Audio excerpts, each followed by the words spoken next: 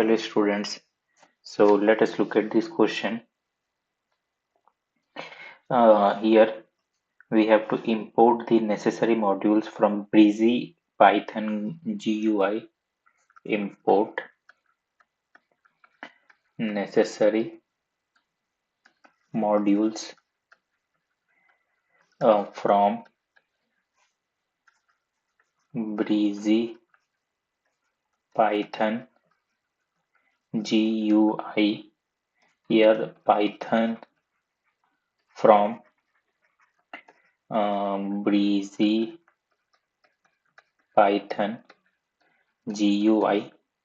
Then import the easy frame. After that, we can create a class for our tax calculator. Create a